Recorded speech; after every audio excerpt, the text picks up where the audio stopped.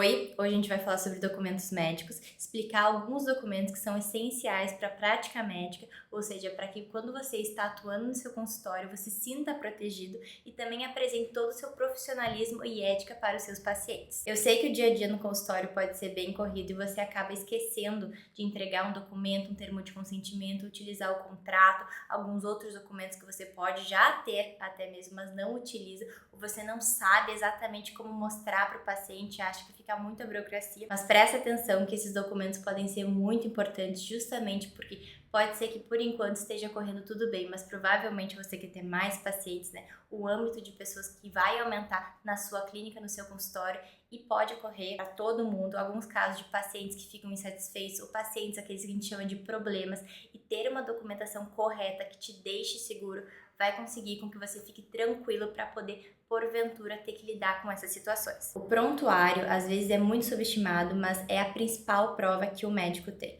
né? O prontuário, a gente pode dizer que é o seu melhor amigo depois do advogado.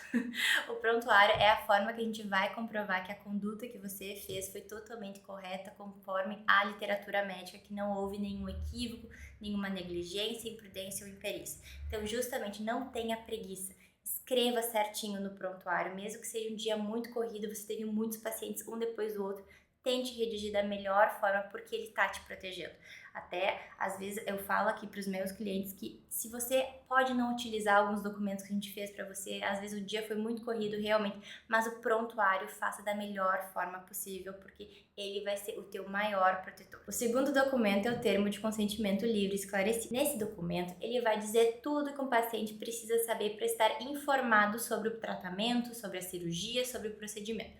Isso quer dizer, vai dizer o que é o procedimento, quais são os riscos, quais são os benefícios, quais são as intercorrências que podem acontecer. Geralmente realmente é um documento que vai explicar para o paciente o que ele está fazendo, né? O que ele está se submetendo, e a partir daí ele vai dizer sim, eu quero, não, eu não quero, eu consinto ou eu não consinto. É importante lembrar que para cada procedimento, cada cirurgia que você for fazer, você deve ter um documento para cada procedimento. Então, digamos, você faça trocentas cirurgias de mão, né? Você é um ortopedista que faz cirurgia de mão. Você pode ter 20 termos de consentimento, né? Ou até mais. Então, para cada cirurgia ou procedimento que você faça, tem um termo de consentimento. Porque realmente vai te assegurar que o dever informacional, que é uma das responsabilidades do médico, né? Além de usar toda a conduta possível, toda a forma correta, existe o dever informacional. E como é que a gente supre esse dever informacional se você for processado e o paciente solicitar um valor indenizatório referente somente a este dever informacional, além de danos e danos estéticos, danos morais, danos indenizatórios, né? Porque o dever informacional pode ser um único dano. Então, veja, a gente utiliza o termo de consentimento justamente por isso. Se houver um questionamento e o paciente disser, mas o doutor não me informou que essa reação poderia acontecer, ou o doutor não me informou que eu poderia ter essa cicatriz, você vai apresentar essa documentação, mostrar, veja, no termo de consentimento que o paciente consentiu, entendeu e assinou, ele disse que sabia. Então, realmente não há o que ele faça para me cobrar disso agora. Realmente é uma proteção a mais para o médico. O terceiro documento é o contrato, que é muito importante em relações particulares, que realmente a gente vai dizer as regras do jogo, vai explicar quais são as obrigações do médico e quais são as obrigações do paciente. Vamos imaginar, então, uma cirurgia de ligamento do joelho. Num contrato para essa cirurgia, vai ter descrito exatamente que o médico se compromete a fazer a cirurgia com a sua melhor técnica, com todo o estudo que ele tem, com toda a sua bagagem, mas obviamente ele não está prometendo um resultado. Ele não está prometendo que vai ser curado esse joelho de forma alguma, até porque existem muitas adversidades, até coisas do corpo humano da pessoa que podem rejeitar, né, talvez essa cirurgia, enfim, podem acontecer muitos riscos.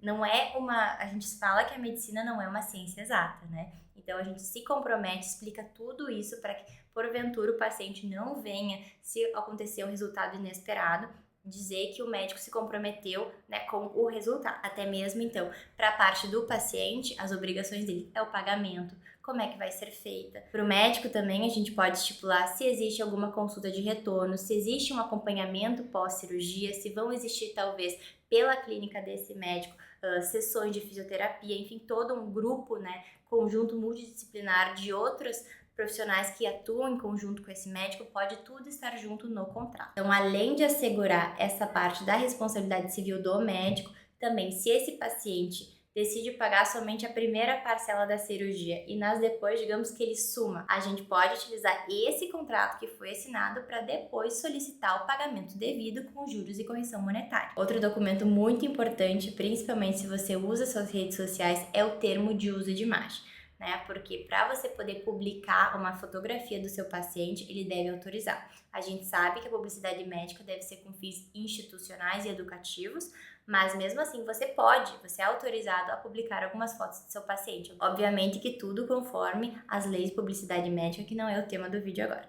Mas até mesmo se você tem um registro, você guarda em prontuário ou guarda registro da evolução do seu paciente, essas imagens devem ser autorizadas. Então você deve ter este documento que comprova que sim, o paciente autorizou esse manuseio das imagens dele. Seguindo então ainda sobre essa proteção dos dados e gerenciamento de dados dos pacientes, outro documento muito importante é a lei do uso de dados, Então, porque a partir do momento que o paciente entra em contato com você, pode ser pela sua secretária, ele vai informar o nome dele, o telefone, o RG, o endereço. Além disso, quando começa a aumentar essa relação médico-paciente, tem trocentas outras informações do seu paciente que são guardadas por você e vão estar descritas no prontuário, em algum outro documento que você guarde as informações do paciente. Então, por causa da Lei Geral de Proteção de Dados, a LGPD, é muito importante que você se atente com isso e tenha toda a descrição de que o paciente autorizou que você manipule os dados dele.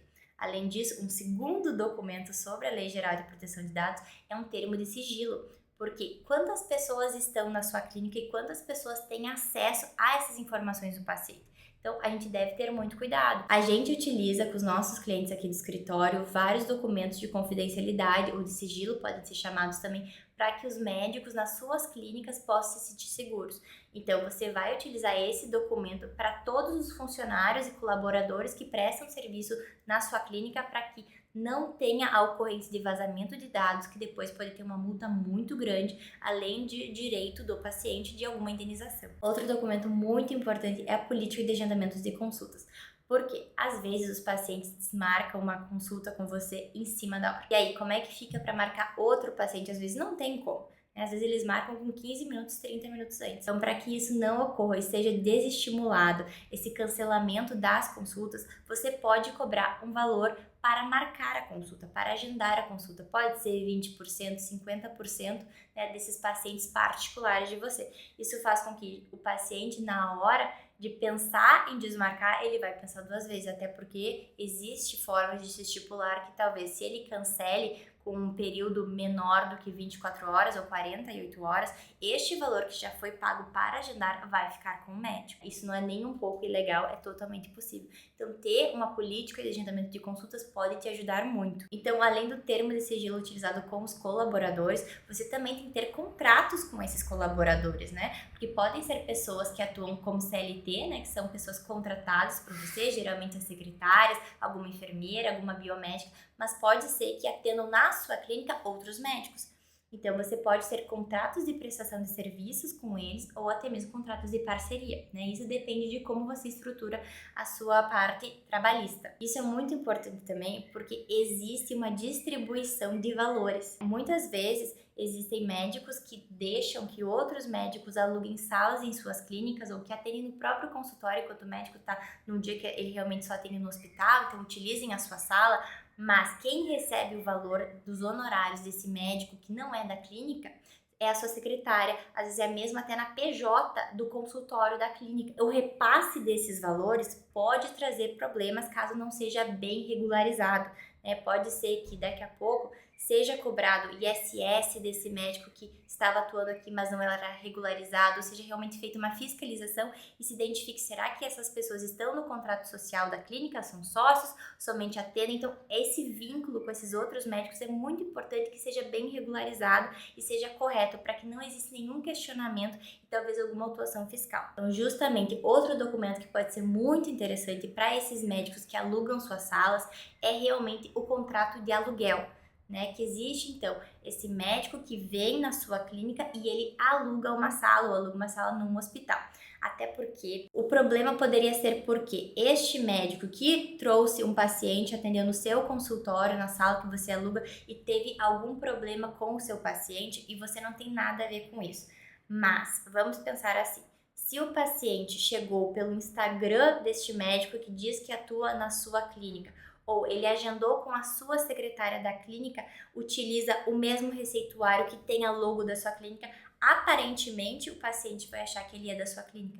Então ele pode processar este médico que fez a conduta errada, ou suposto, né, fez uma alegada conduta errada, mas pode processar a sua clínica também. E este é um problema, porque pode ser que depois a gente comprove que realmente não houve nenhum risco, não houve a teoria da aparência. Mas é um desgaste desnecessário, né? Sofrer um processo, mesmo que você esteja inocente, é muito ruim. Né? Demanda tempo, é pressão, é falatório entre as pessoas, tem muitos rumores, você vai ter que contratar seu advogado. Então, quanto mais a gente puder se prevenir de um eventual processo, é melhor. Esses são alguns documentos que eu julgo serem essenciais para uma clínica, para um consultório médico. Aqui no escritório a gente faz toda essa documentação de uma forma muito personalizada, justamente para que não pareça que é um contrato feito para todo mundo, que por acaso a justiça pode dizer que seja similar a um contrato de adesão, né? Que é um contrato bem genéricozão e que realmente não teria nenhuma validade. Então a gente preza realmente para fazer um contrato para a sua clínica específico para você, com a sua prática, com a sua técnica.